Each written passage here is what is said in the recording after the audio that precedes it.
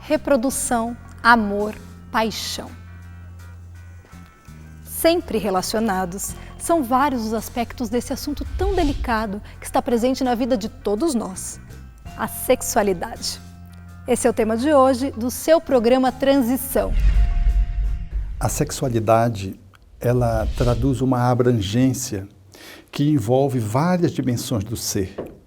O Espiritismo considera a sexualidade não apenas adstrita aos órgãos que caracterizam, segundo a biologia, o macho e a fêmea, mas uma sexualidade que envolve cromossomos, que envolve os hormônios, que envolve uma estrutura neurohormonal sanguínea. Essas são dimensões de um sexo que vai se ampliando para se configurar numa sexualidade. A sexualidade é algo que faz parte do natural, do ser humano, inclusive é trazida por Allan Kardec na Lei de Reprodução, no Livro dos Espíritos. É uma lei divina. A sexualidade fala, portanto, da manifestação do ser da vida, dentro da vida, nessa conjuntura relacional com o outro, não só numa dimensão física, sexual propriamente dita, mas numa dimensão de interação emocional, numa dimensão de interação criativa.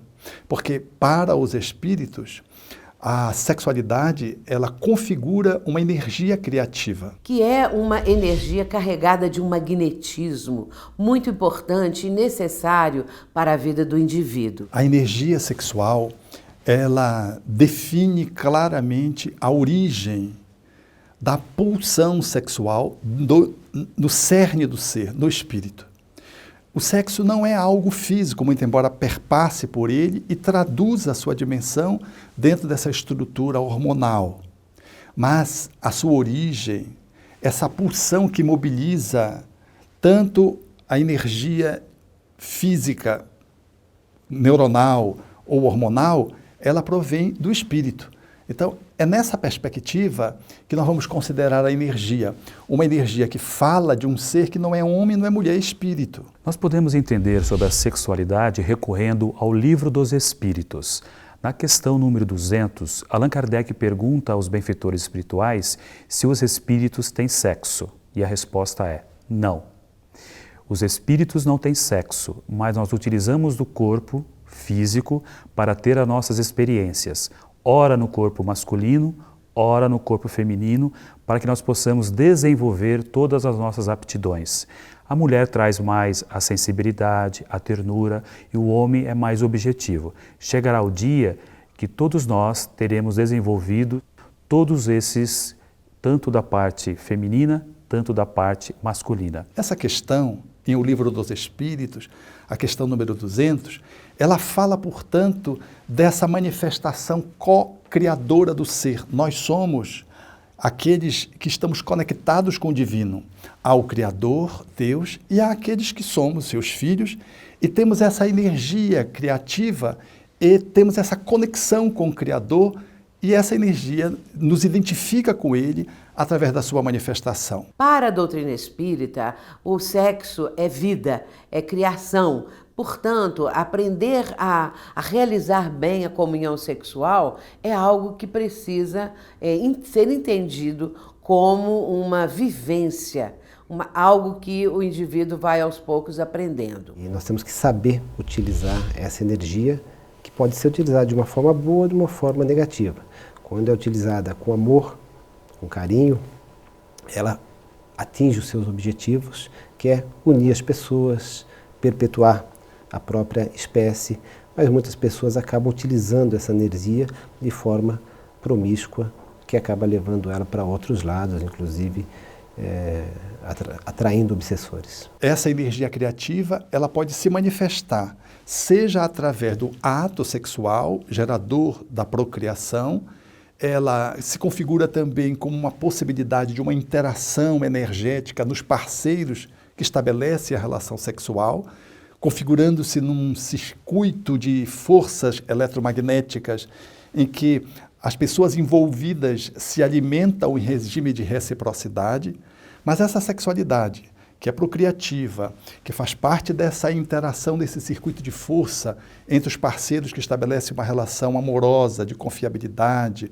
de compromisso afetivo, ela ganha foros maiores quando ela é orientada para outros fins da vida, outras manifestações criativas que não a reprodução propriamente dita. Então, o sexo é de uma abrangência muito profunda. Portanto, a energia permanece e a energia vai ser canalizada, se a pessoa se dispuser a isso, para, vamos dizer, ações solidárias, para alguma coisa em benefício do próximo, para o esporte, por exemplo. Então, nós vemos que é sempre energia que está proporcionando ao ser humano um salto qualitativo, alguma coisa que o propele para circunstâncias melhores da vida. A sexualidade nos dias atuais, ela vai até pouco tempo atrás, não podia nada. E de repente, muito rapidamente, pode tudo. A sexualidade, até a década de 60 do século findado, ela experimentou toda uma repressão de natureza teológica, dogmática, numa sociedade que culturalmente reprimiu, deteve, castrou a sexualidade. E na década de 60, com a revolução da transição que envolveu o movimento Paz e Amor, de vários valores, incluindo a sexualidade, houve-se a liberação de alguns preconceitos em vários setores da cultura humana, e a sexualidade estava dentre eles. E esse movimento, ele foi, por um certo sentido, muito saudável, no sentido de que foi libertador das superstições, das castrações, mas, no entanto, nós ainda estamos experimentando essa perspectiva pendular de todo o movimento de transformação, porque ele foi para o extremo oposto. Então, a sexualidade ficou banalizada, muitas vezes vulgariza-se. O homem já está à procura da sexualidade, do equilíbrio da sexualidade. Então, neste contexto, pensar na sexualidade significa contextualizar que tudo que se vivia na intimidade hoje é exposto. Tudo aquilo que era no aspecto do fechado, do privado, hoje as pessoas gostam de ostentar. A sexualidade virou também mercadoria de consumo, não só o sexo em si, como inclusive os corpos bem feitos, bem formados, às vezes até quase que bem comprados. Então a sexualidade entrou como mercadoria, tem entrado como mercadoria. A banalização do sexo, a hipersexualidade, cenas de sexo para vender todos os diferentes produtos. Há um movimento social que explora o sexo na atualidade, torna a mulher coisificada, um objeto, e agora também os homens, revistas, programas, há uma exploração de toda uma potencialidade que era normal do ser humano, que quando reprimida gera um movimento de carência. E hoje há toda uma cultura midiática que explora essa repressão de longo curso e faz da sexualidade algo banalizado. E isso tem comprometido, de uma certa forma, o equilíbrio.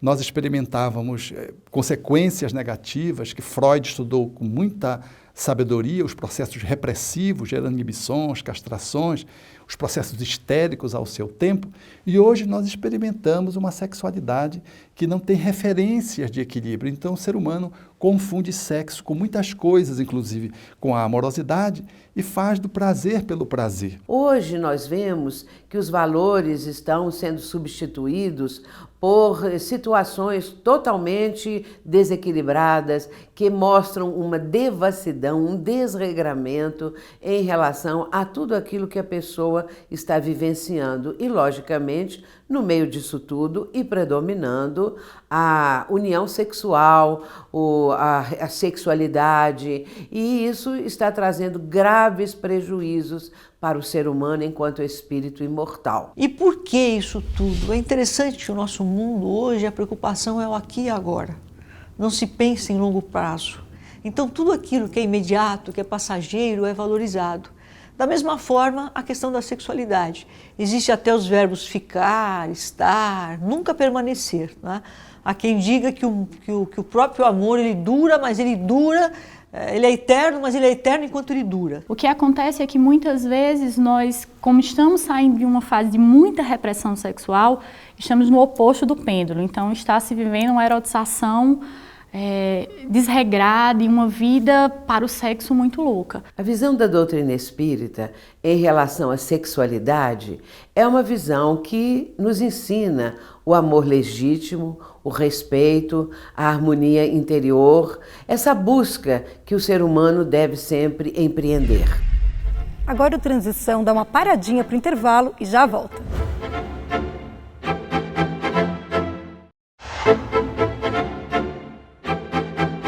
Transição está de volta e continua explorando o tema sexualidade.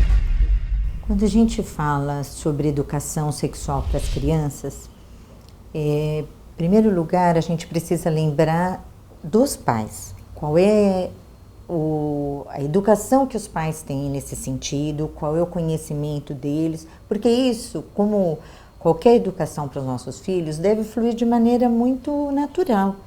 O corpo humano é natural. Então, deve ser falado com naturalidade o que é menstruação, o que é masturbação, o que é relação sexual. Agora, o momento, cada criança tem o seu time. Fala-se com a espontaneidade e a naturalidade do assunto que emerge, seja porque a criança suscita, seja porque o educador, os pais, percebem que está na hora de fazer uma inserção de uma informação que está adequado ao nível de maturidade da criança. Então, acontece, às vezes, um descompasso dos pais que, pelos seus próprios preconceitos, reduzem informações e deixam espaços vagos para que outros tragam informações em outros espaços sociais que não coincidem com a proposta educativa que rege aquela família, aqueles pais. Mas não dá para falar em educação sexual, em falar sobre sexualidade, uma família, um adulto que não tem diálogo aberto. A sexualidade é um dos temas da vida, um dos temas onde precisa também se discutir a questão do cuidado com o outro, do respeito, do amor, da dignidade. Como falar com uma criança sobre sexo?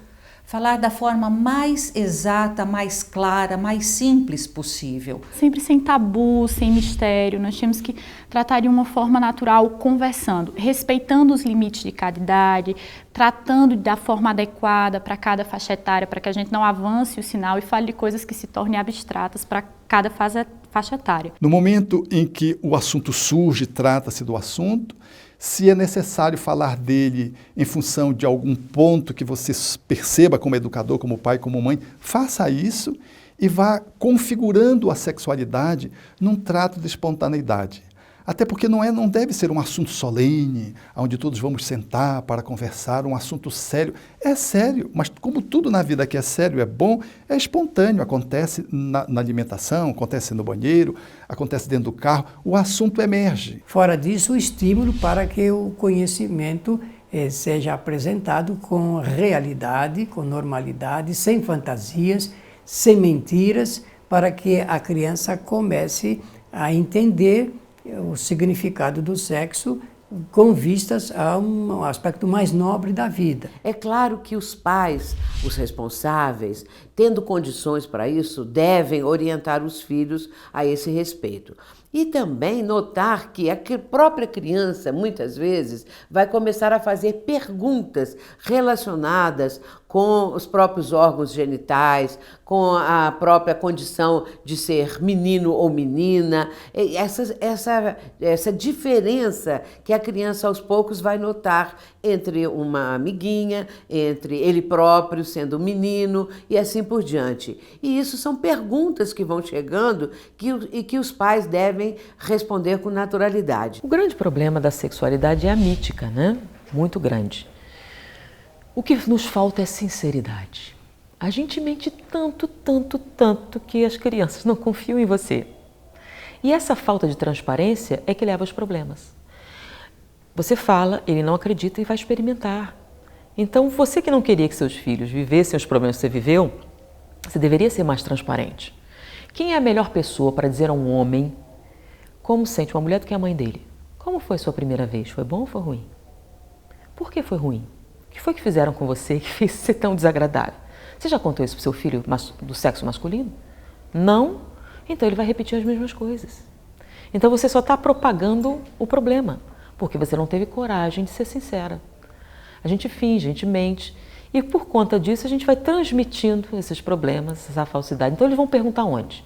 No meio. E ali eles vão ter a sinceridade necessária. Então, por você não falar dos seus problemas, você os perpetua. Ah, mas espera aí. Espera aí, é o seguinte, os filhos não exigem dos pais a perfeição. O que é que todo mundo admira, gente? Sinceridade.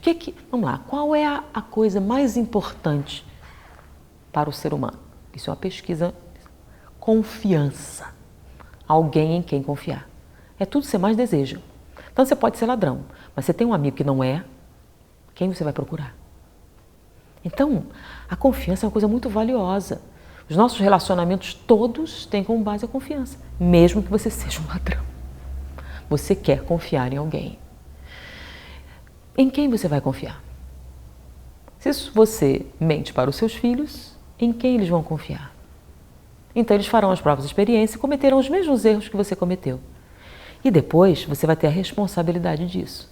Você teve a chance de mudar isso e não fez. Se você quer um marido melhor, mais progressista, mais isso, você começa educando seus filhos. Eduque seus filhos como progressistas, mais sensíveis, mais igualitários, que na outra encarnação, por merecimento, você vai ter um marido melhor. Certa feita, a minha sobrinha chegou no quarto e disse: tio, eu estou com uma coceirinha na minha baratinha. Eu disse: aonde? E ela foi com a mão na vulva. Eu disse: não, minha filha, é vulva ou vagina, não é baratinha. Ela saiu correndo, muito pequena, aproximadamente 5 para 6 anos, e correu em direção à minha cunhada, no outro espaço da casa. E correu e disse: mamãe, eu estou com uma coceirinha na minha vulva. E ficou esperando que a mãe pudesse confirmar ou infirmar, porque mãe tem a opinião final com referência a todos os valores no processo educativo de uma criança.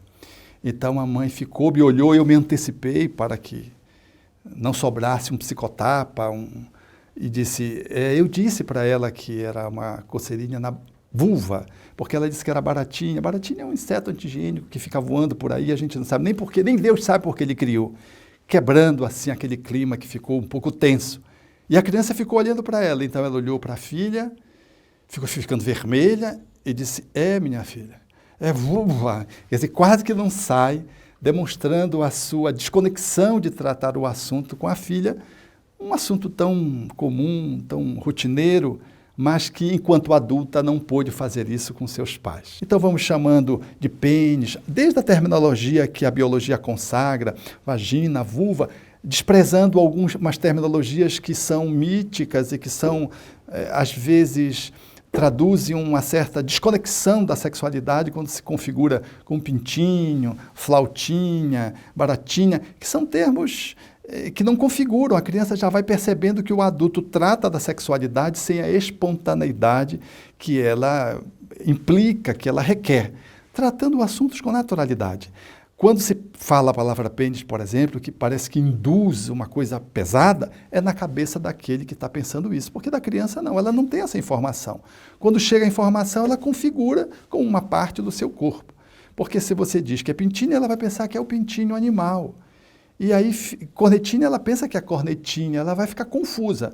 Mas se você diz que pênis é pênis, bolsa escrotal é bolsa escrotal ou escroto, ela vai podendo se familiarizar com uma terminologia e vai dando espaço também, vai abrindo espaço de espontaneidade para tratar daquilo que é o aspecto formativo, que é o aspecto emocional que envolve a sexualidade. Para não chocar, porque em casa se fala uma coisa e depois no quadro social de relacionamento os filhos veem uma outra coisa completamente diferente.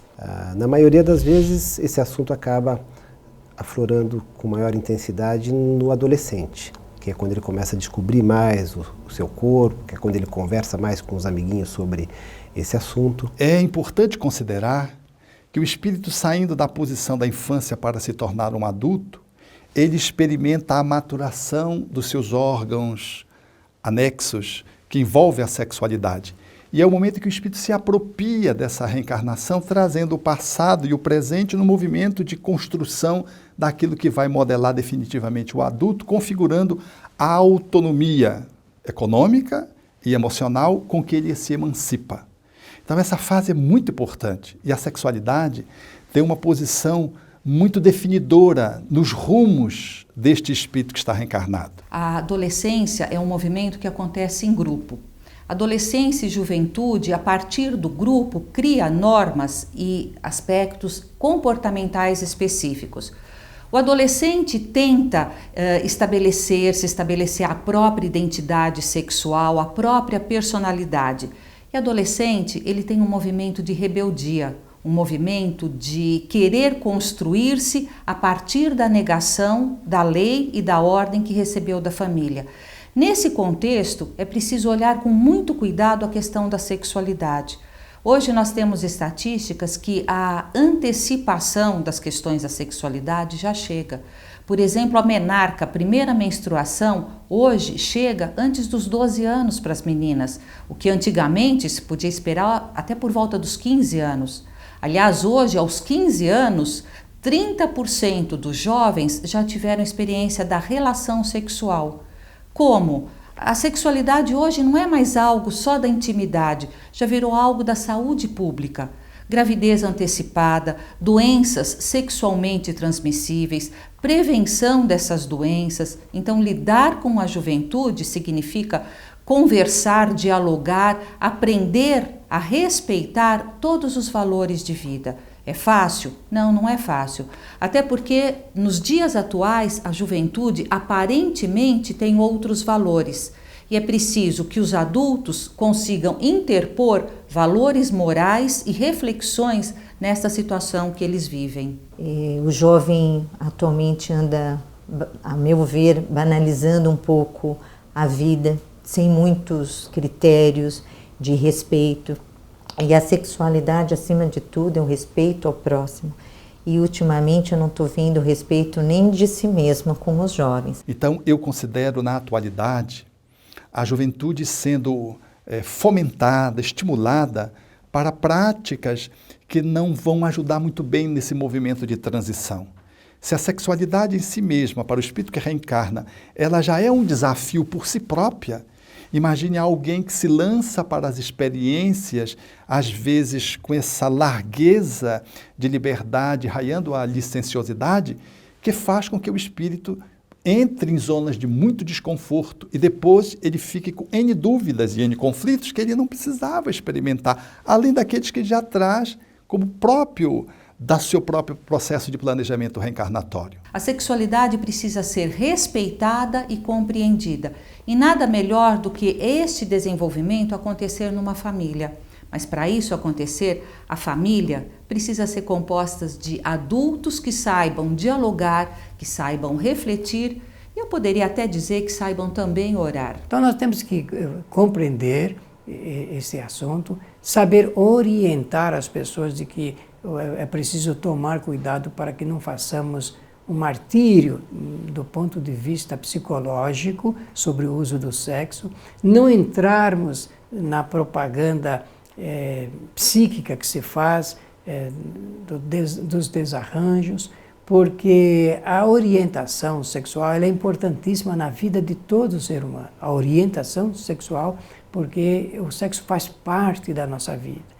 Não é a vida, mas faz parte da vida humana. Não deixemos que o Facebook, as redes sociais e os sites pornô possam informar as nossas crianças e os nossos adolescentes antes que possamos chegar, porque é nosso dever fazer isso, nos antecipar a essas informações distorcidas e disfuncionais.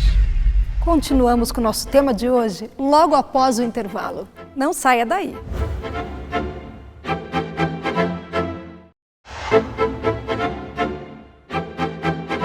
A era de regeneração inaugura na Terra uma visão mais espiritualizada do sexo, onde as forças criativas do ser humano se depuram, se sublimam, mas não sem antes transpor vários desafios.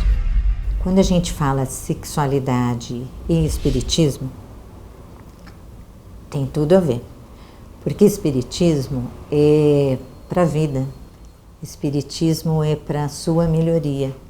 E sexualidade é o momento que você está bem consigo mesmo e bem com o outro. O Espiritismo trata essa questão com muita leveza, mostrando que a sexualidade ela não pode estar desconectada da religiosidade. Aliás, a religiosidade nos traz o equipamento ético-moral para que a sexualidade ela possa ser exercida dentro de uma movimentação que observe o outro ser como um ser espiritual, como um homem, uma mulher, não como um macho, uma fêmea, onde a gente vai transar e fazer descarga libidinosa numa visão de uma psicologia, por exemplo, meramente materialista e mecanicista. Durante muitos séculos, as religiões mais tradicionais, mais convencionais, colocaram a abstinência sexual como elemento de elevação. Não. O sexo é vida, é experiência de harmonia, é experiência de amor. Ela contempla o físico e é tão sagrado o ato de exercer a sexualidade quanto o ato de orar. Por isso o Espírito Emmanuel diz com muita propriedade: sexo é espírito e vida a serviço da felicidade e da harmonia do universo. E precisamos saber com quem, como e para que nós nos utilizamos da energia sexual. Essa fala do Espírito Emmanuel, ela é emblemática para mostrar que o sexo ele tem link com a nossa transcendência e, portanto, com a nossa religiosidade. Especialmente a doutrina espírita, que mostra esses princípios básicos, os princípios morais que devem imperar, que devem orientar a vida da criatura. E, sendo assim, aquilo que é bom para a vivência da pessoa é bom também para a prática do sexo, é bom também para a vivência do amor, especialmente o sexo com a base do amor, do equilíbrio, da harmonia entre as duas pessoas, os dois parceiros. Se é da lei natural que nós tenhamos a reprodução e possamos participar disso, o sexo também é algo divino, é algo que faz com que a gente dê a oportunidade de espíritos voltarem para a Terra, reencarnarem. E se isso acontece com permissão dele, é óbvio que é divino e que faz parte, sim. Aliás, Paulo de Tarso tem uma colocação muito interessante, né? Tudo está na vida, tudo é lícito, mas nem tudo me convém. Então dá muito bem para falar de sexualidade e espiritismo, sem culpas, sem castigos, sem proibições, mas uma sexualidade aberta, que você respeita o outro, que você vive toda a plenitude do seu corpo e do seu espírito. Aprendemos hoje que uma sexualidade equilibrada e saudável se baseia no respeito por si e pelo próximo. Gostou do programa? Quer conhecer mais sobre o assunto?